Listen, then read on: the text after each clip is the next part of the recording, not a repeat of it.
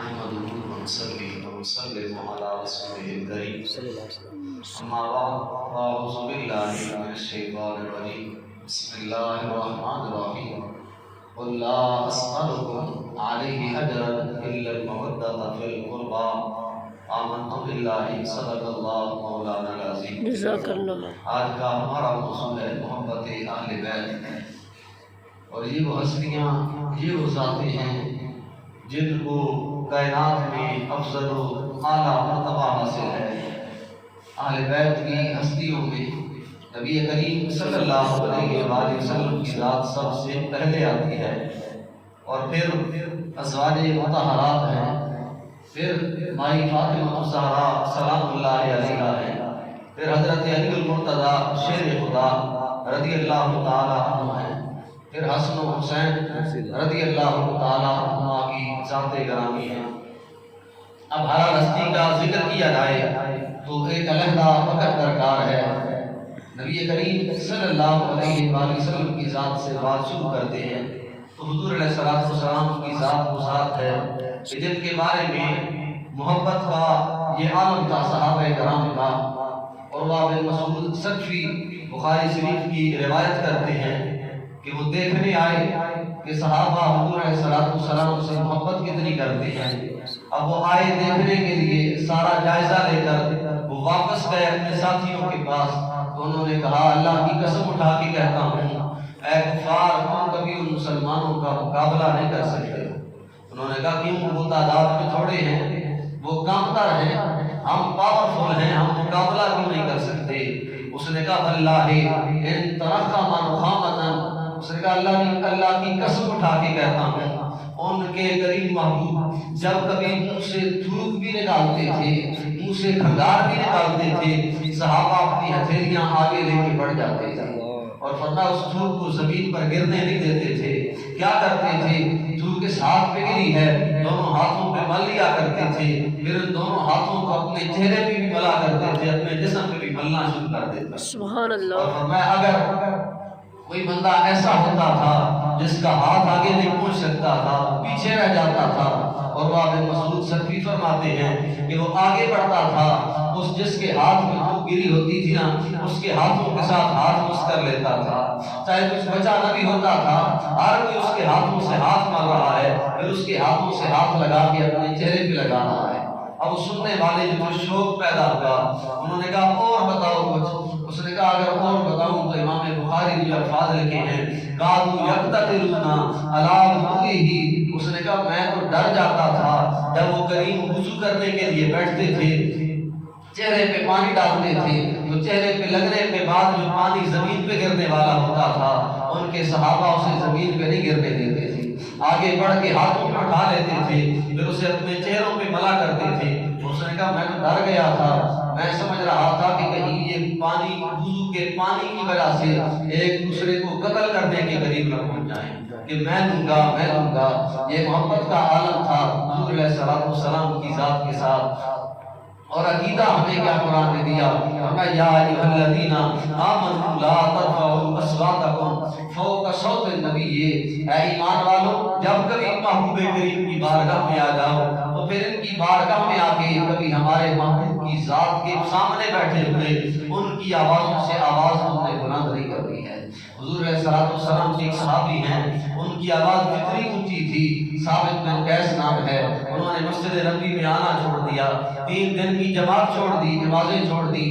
میرے کریم محبوب نے بلایا، ثابت بن قیس نے کہا کریمہ آیت نازل ہو گئی ہے، آپ کی آواز سے آواز بلند نہیں کرنی ہے، لیکن میری تو آواز اتنی اونچی ہے، اب میں کیا کروں؟ میں اس لیے نہیں آیا کہ کہیں آواز اونچی ہو تو رب کا حکم آ جائے، رب کا حکم تو آ گیا ہے ان تحبط اعمالکم وانتم لا تشعرون، کہ میرے محبوب کی بارگاہ میں اگر تمہاری آواز اونچی ہو گئی تو تمہاری زندگی کے سارے اعمال ضائع کر دیے جائیں گے، اور فرمایا تمہیں محسوس بھی نہیں ہوگا، تمہیں پتہ بھی نہیں چلے گا، تمہاری ساری نیکیاں ضائع کر دی جائیں گی۔ میرے کریم محبوب نے فرمایا ثابت تم نے محبت کا حق ادا کر دیا ہے، تم نے جو کچھ کرنا تھا تم نے کر دیا ہے، اب کیا تو راضی ہے اما تردا ان تعیش سعیدا وتموت شہیدا وتدخل الجنہ، کیا تم اس اجر پہ ایسے راضی ہے کہ تم نے جو محبت کی ہے کہ تم میری محبت کی خاطر نہیں آیا تھا 3 دن کہ کہیں آواز بلند نہ ہو جائے؟ ہم تجھے دعا دیتے ہیں جب تک تو زندہ رہے گا تیری زندگی سعادتوں بھری رہے گی، جب تجھے موت آئے گی تو شہید کی موت مرے گا، اور فرمایا جیسے ہی تو مرتا جائے گا بشارت تجھے دنیا میں ہے وتدخل الجنہ، مالک تجھے جنت میں داخل فرما۔ سبحان اللہ۔ یہ محبت رسول کا ایک درس تھا جو قرآن نے ہمیں صحابہ کے ذریعے پہنچایا ہے۔ کہیں آیت کا حکم ہے پھر صحابہ اس میں عمل کر رہے ہیں، پھر کریم محبوب نے اس عمل کا درجہ بھی بتا دیا، اس عمل کا نتیجہ بھی بتا دیا کہ اگر تم محبت ایسے کرو گے جیسے میرے صحابہ کرتے ہیں تو فرمایا جیسے انہیں جنت کی بشارت ہے ویسے ہی تمہارے لیے بھی جنت کی بشارت ہے۔ اور اگر بات کریں ازواج مطہرات کی تو مالک کریم نے فرمایا قرآن سے آگے کوئی بات نہیں ہے، النبی اولا بالمؤمنین من انفسہم، میرے کریم محبوب علیہ السلام کی شان کو بیان کرتے ہوئے مالک نے فرمایا اے لوگوں سن لو، میرے محبوب کی ذات تمہارے لیے جانوں سے زیادہ قریب ہونی چاہیے، جیسے تم اپنی جان سے محبت کرتے ہو میرے کریم محبوب سے اپنی جان سے بھی بڑھ کر تم نے پیار کرنا ہے۔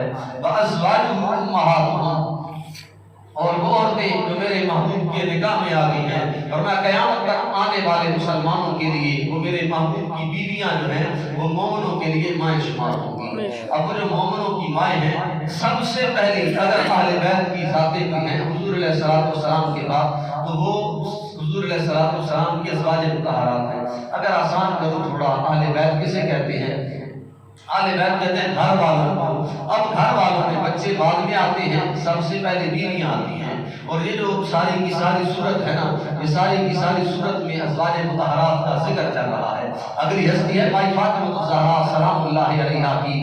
مالک کریم کے محبوب علیہ السلام نے فرمایا فاطمہ ساری کائنات میں یہ تیرے لیے سعادت ہے کہ ہر کسی کی نسل چلتی ہے اس کے باپ سے، لیکن تیرے بعد قانون چینج ہو گیا ہے، تیرے لیے رب کی قدرت کا ہم نے قانون چینج کر دیا ہے، اب تیری نسل تجھ سے چلے گی، جو کوئی سید پیدا ہوگا وہ میری فاطمہ کے پیٹ سے پیدا ہوگا۔ سبحان اللہ۔ صلی اللہ علیہ وسلم نے کہیں یہ بھی فرمایا میری بیٹی کی شان یہ ہے قیامت کا منظر ہوگا، محشر کا میدان لگا ہوگا، سارے لوگ وہاں کھڑے ہوں گے، نفسا نفسی کا عالم ہوگا، یا اہل الجمع بدو ابصارکم۔ مالک کریم کے محبوب نے فرمایا ایک آواز لگانے والا آواز لگائے گا، اے محشر کے میدان میں جمع ہونے والوں بدو ابصارکم ونکسوا رؤوسکم، اپنی گردنوں کو جھکا لو، اپنی نگاہوں کو نیچے کر لو، کیونکہ فإن مر فاطمہ بنت محمد، یہاں رب کے محبوب کی بیٹی فاطمہ کا گزر ہونے والا ہے۔ اور فرمایا جہاں حضور علیہ السلام کی بیٹی کا گزر ہو رہا ہوگا میرے کریم محبوب نے فرمایا گزر وہاں سے اکیلا نہیں ہوگا بلکہ 70,000 جاریہ 70,000 ہوروں کے جھرمٹ میں محشر کے میدان میں رب کے محبوب کی بیٹی کو گزارا جائے گا۔ اور پھر اگلی ذات ہے حضرت علی المرتضیٰ شیر خدا رضی اللہ تعالیٰ عنہ کی، جن کا ثانی کوئی نہیں ہے۔ اگر چلے حضرت عمر فاروق کے دور میں، حضرت عمر فاروق نے وظیفہ مقرر کر دیا، ہر کسی کا جب رجسٹر بنایا گیا سب سے پہلا نام حضرت امام حسن و حسین کا لکھا گیا۔ ہر کسی کو 500 درہم دیے جاتے ہیں، حسن و حسین کو 1000 درہم دیے جاتے ہیں۔ حضرت عبداللہ بن عمر کھڑے ہوئے، وقت کے خلیفہ کے بیٹے ہیں، بادشاہ کے بیٹے ہیں، کھڑے ہوئے کہا امیر المومنین سوال ہے میرا۔ حضرت عمر فاروق نے پوچھا کیا سوال ہے؟ کہا ہر کسی کو 500 درہم دیے جاتے ہیں۔ اور حضرت عبداللہ بن عمر نے کہا میں تو بدری صحابی ہوں، مجھے بھی 500 دیے جاتے ہیں، اور حسن و حسین اس وقت بچے تھے، انہیں 1000 درہم دیے جاتے ہیں۔ حضرت عمر فاروق کا جو جواب تھا مولا علی المرتضیٰ شیر خدا رضی اللہ تعالیٰ کی شان واضح ہو رہی ہے اس سے، حضرت عمر نے فرمایا اگر تو بھی 1000 لینا چاہتا ہے ان تحضر علی ابن مثل ابیہما، اگر تو بھی حسن و حسین کی طرح 1000 درہم لینا چاہتا ہے تو جا پھر ان کے باپ علی جیسا باپ لے لیا۔ ان کا باپ علی ہے اور میرا باپ عمر ہے، اور میں عمر کا علی کا کوئی مقابلہ نہیں ہے. حضرت عمر نے فرمایا ان کے باپ علی جیسا باپ لے کے آ. وَأُمًّا مِثْلَ أُمِّهِمَا، ان کی ماں فاطمہ الزہرا سلام اللہ علیہا جیسی ماں لے کے آ. وَجَدًّا مِثْلَ جَدِّهِمَا، اور فرمایا ان کے نانا محمد رسول اللہ صلی اللہ علیہ وسلم جیسا نانا لے کے آ. اگر تو یہ تین ذاتیں لے آئے، ان کے باپ جیسا تیرا باپ ہو، ان کی ماں جیسی تیری ماں ہو، ان کے نانا جیسا تیرا نانا ہو، تو فرمایا پھر عمر تیرا وظیفہ بھی 1000 کر دے گا. اور یہ کائنات میں ہو نہیں سکتا ہے کہ ان جیسا کوئی اور ہو، ان جیسا کوئی بھی نہیں ہے. اور اگر بات کریں حسن و حسین کی، یہ وہ ذاتیں ہیں جن کے بارے میں میرے کریم محبوب علیہ السلام کی محبت اتنی زیادہ تھی کہ کہیں کہ حسن و حسین حضور علیہ السلام کے سامنے گر جاتے ہیں. میرے کریم محبوب منبر پہ خطبہ دے رہے ہیں، اور خطبہ کون سا ہے؟ اس کی اذان کے بعد کھڑے ہو کے دیا جاتا ہے. اس کے بارے میں شریعت مطہرہ کا حکم یہ ہے جو پڑھ رہا ہے اس کے لیے تو درمیان کے وہ چھوڑ سکتا ہے یا نہیں. جو سن رہا ہے خطبہ اس کے لیے حکم یہ ہے کہ سننا واجب ہے. وہ حاضر دماغی رکھ کے بغیر ادھر ادھر دیکھے، وہ حاضر دماغی رکھ کے وہ اس خطبے کو اس کو سننا چاہیے. یہ اس کے لیے واجب ہے، یہ شریعت کا حکم ہے. لیکن کریم محبوب علیہ السلام نے دیکھا اب میں کھڑا ہوں نا یہاں پہ ممبر پہ کھڑا ہوں، میرا بیٹا یہاں پہ گر جائے تو میرے لیے اجازت نہیں ہے کہ میں اسے اٹھا لوں. کسی محدث کے لیے، کسی پیر کے لیے اجازت نہیں ہے. چلے آگے چل جائیں، اگر وہ بیٹا سیدی کیوں نہ ہو اس کے لیے بھی اجازت نہیں ہے کہ ممبر چھوڑ کے اسے اٹھایا جائے. لیکن حسن و حسین کی ذاتیں یہ وہ ہستیاں ہیں جن کے بارے میں کریم محبوب کی محبت اتنی تھی. خطبہ ارشاد فرما رہے ہیں حضور حسن و حسین مسجد میں داخل ہوئے، لڑکھڑا کے گر پڑے. میرے کریم محبوب نے ممبر چھوڑا. یقیناً صفیں بڑی زیادہ ہوگی صحابہ کی. میرے کریم محبوب نے صفوں کو چیرتے ہوئے حضرت امام حسن و حسین کو اٹھایا اور اٹھا کے ساتھ لے آئے، ممبر پہ بٹھا دیا اور فرمایا صحابہ دیکھ لو ان سے محبت جو میں کر رہا ہوں، یہ وہ ہے الحسن والحسین سیدا شباب اہل الجنہ. یہ نہ سمجھنا کہ ان کی محبت کوئی عام محبت ہے، یہ وہ ہے جن کے لیے میں نے حکم فرما دیا ہے کہ یہ حسن و حسین جنتی نوجوانوں کے سردار. سبحان اب وہ جو ان سے محبت کرتا ہوگا نا، وہ جو سردار سے محبت کرتا ہے یقیناً وہ جنت میں جائے گا. لیکن جس کا دل خالی ہے محبت اہل بیت سے، پھر وہ اپنے آپ کو کبھی اس طرف نہ لے جائے. جس کے دل میں محبت اہل بیت کا کوئی جذبہ نہیں ہے یا اہل بیت کی محبت سن کے اس کا دل اڑنے لگتا ہے، اس کے چہرے کا رنگ تبدیل ہو جاتا ہے، پھر اس کو کوئی حق حاصل نہیں ہے کہ وہ اس طرف جانے کی خواہش کرے. اور اگر امام شافعی علیہ الرحمہ کا جو نماز کے حوالے سے مسئلہ ہے تو بیان کروں تو نبی کریم صلی اللہ علیہ وآلہ وسلم پر نازل ہونے والے قرآن میں مالک نے فرمایا یا ایھا الذین آمنوا صلوا علیہ وسلموا تسلیما.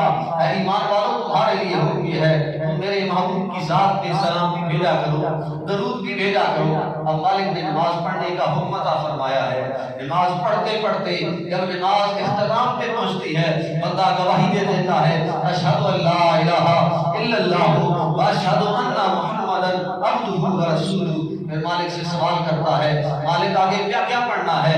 مالک کا حکم آتا ہے تم نے میرے محبوب کی ذات پہ اور میرے محبوب کی آل بیتوں کی ذاتوں پہ تم نے درود بھیجنا ہے. امام شافعی دار قطنی کی ایک حدیث مبارکہ لائے ہیں اور اپنے مسلک کی اپنی فقہ کی بات کرتے ہوئے امام شافعی نے کہا جس کسی نے وہ درود شریف نہیں پڑھا ہے امام شافعی نے فرمایا اس کی نماز قابل قبول ہی نہیں ہے. یہ تو بات ہے نا صرف ان کی کہ حضور علیہ السلام کی درود بھیجنا ہے یا حضرت علی المرتضیٰ پہ بھیجنا ہے یا اہل بیت کی ہر فرد پہ بھیجنا ہے. آج بھی مسیت چلے آ رہے ہیں، یہ ہمارا درود ان کی طرف بھی جاتا ہے کیونکہ وہ آل محمد ہیں. بندہ پڑھتا ہے اللہم صلی علی محمد وعلی آل محمد.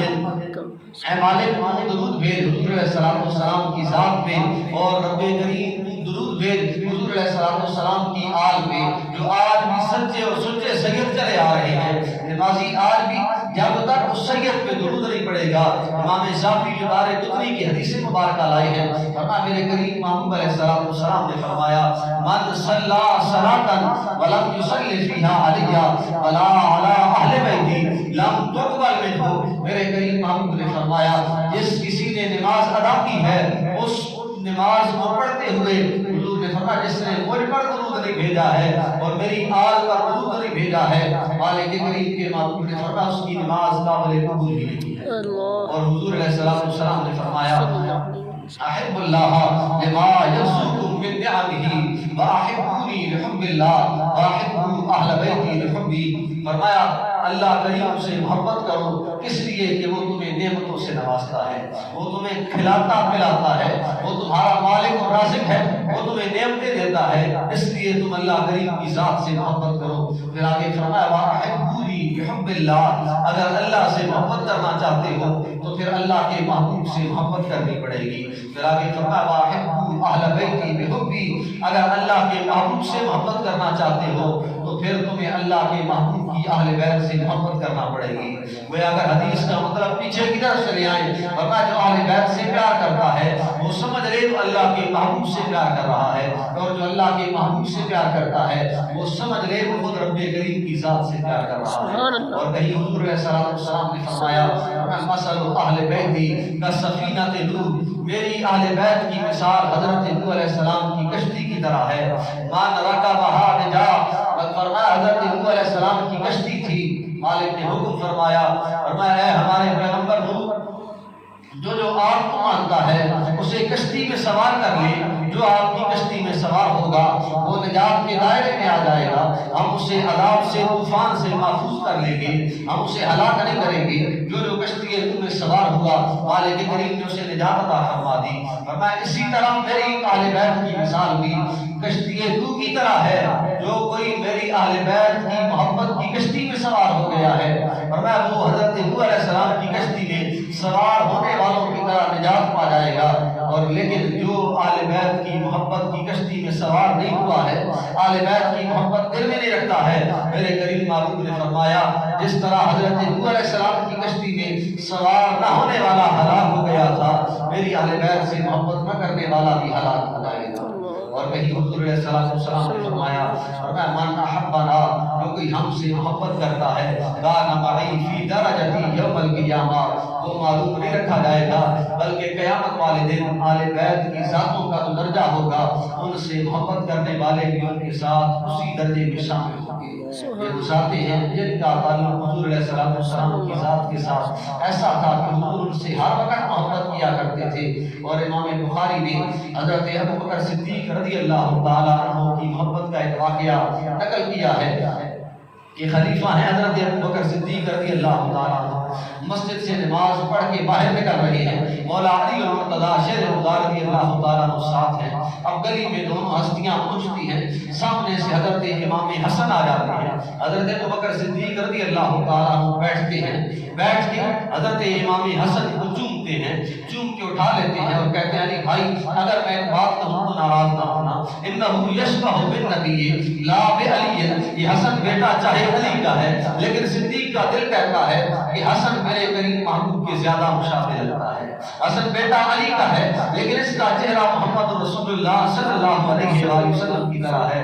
حضرت ابوبکر صدیق نے کہا علی بھائی ناراض نہ ہونا، بیٹا آپ کا ہے لیکن گیا نانا پہ ہے، علی پہ اس کا چہرہ نہیں گیا ہے. حضور علیہ السلام سے محبت کرنے والوں دیکھ لو درس کیا تھا صحابہ کا. حضرت علی المرتضیٰ کا جواب سنیں، مولا علی المرتضیٰ شیر خدا رضی اللہ تعالیٰ عنہ مسکرا دیے اور حضرت علی نے فرمایا میں ابوبکر تم نے سچ کہا ہے، حسن میرے کریم محبوب کے مشابہ ہے. اور کہیں حضرت علی المرتضیٰ رضی اللہ تعالیٰ عنہ خود بیان کرتے ہیں، کہتے ہیں حضرت امام حسن وہ ہے جو سر کے بالوں سے لے کر ناف تک میرے کریم محبوب کی مشابہ ہے، اور حضرت امام حسین وہ ہے جو ناف سے لے کر پاؤں کے ٹخنوں تک، پاؤں کی آخری کونے تک فرمایا وہ میرے کریم محبوب کی مشابہ ہے. اور کریم محبوب علیہ السلام سے محبت کرنے والے حضرت ابو ہریرہ رضی اللہ تعالیٰ عنہ ایک جنازے کے بعد آگے بڑھے، حضرت امام حسین کے جوتے پڑے ہیں، حضرت ابو ہریرہ رضی اللہ تعالیٰ عنہ نے اپنے سر کی پگڑی اتاری، بوڑھے ہیں، داڑھی سفید ہو گئی ہے، حضرت امام حسین جوانی کی عمر میں ہے. حضرت ابو ہریرہ نے اپنے سر کی دستار اتاری اور حضرت امام حسین کے جوتے کو صاف کرنا شروع کر دیا. جوتا اوپر سے صاف کیا جاتا ہے لیکن حضرت ابو ہریرہ کا معمول مختلف ہے، محبت کا انداز مختلف ہے. حضرت ابو ہریرہ نے حضرت امام حسین کا جوتا اوپر سے بھی صاف کیا، پھر پیچھے سے بھی اپنی دستار سے صاف کرنا شروع کر دیا. حضرت امام حسین روایت کر رہے ہیں آپ مطلب لوگوں کا جرمٹ تھا، میں پہچان نہ سکا کہ کون ہے جو یہ کام کر رہا ہے. میں آگے بڑھا، میں نے کہا بزرگ کون ہو؟ ایسا کیوں کر رہے ہو؟ حضرت امام حسین آگے بڑھے، فرماتے میں جو ہی جھکا، میں نے چہرہ اٹھایا تو میں دیکھتا ہوں حضرت ابو ہریرہ ہے، جو حدیثوں کے راوی ہیں حضرت ابو ہریرہ ہیں، جن کے بارے میں میرے کریم محبوب نے فرمایا، اور میں ابو ہریرہ ہم نے تجھے اتنا عطا کیا ہے، اتنا عطا کیا ہے، اب تیرا حافظہ اتنا بڑھ جائے گا کہ تو جو کچھ یاد کرے گا تجھے کبھی مرنے تک وہ چیز بھولے گی نہیں۔ حضرت ابو ہریرہ نیچے پڑھ کے اپنی دستار اتار کے حضرت امام حسین کے جوتے صاف کر کے جب حضرت امام حسین نے دیکھا تو حضرت ابو ہریرہ کو کہا آپ ایسا کیوں کر رہے ہیں؟ حضرت ابو ہریرہ نے فرمایا ہم محبت آپ سے کیوں نہ کریں، ہم نے رب کے محبوب کو آپ سے محبت کرتے ہوئے دیکھا ہے، تو ہمیں بھی وہی درس ہے کہ اہل بیت کی ذاتوں کے ساتھ ہم نے ہر دم محبت کرنی ہے، وہی قرآن کا فیصلہ ہے۔ آل کریم نے فرمایا قل لا اسألکم علیہ اجرا الا المودۃ فی القربى، آپ ان لوگوں کو کہہ دیجئے کہ میں تم سے کوئی اجر نہیں مانگتا ہوں، میں نے تبلیغ کی ہے، تمہیں ایمان کی طرف لایا ہے، تمہیں رب سے روشنا کرایا ہے، تمہارے لیے قرآن لے کے آیا ہوں، لیکن اس سارے عمل کا میں تم سے کوئی بدلہ نہیں چاہتا ہوں الا المودۃ فی القربى، لیکن ہاں اتنا بدلہ ضرور ہے کہ تم نے ساری محنت کے بدلے میں میری اہل بیت سے ہمیشہ محبت کرنی ہے۔ اللہ کریم کی بارگاہ میں دعا ہے مالک ہمیں ہمیشہ اہل بیت کی ذاتوں سے محبت کرنے کی توفیق عطا فرمائے۔ آخر دعوانا الحمدللہ رب العالمین۔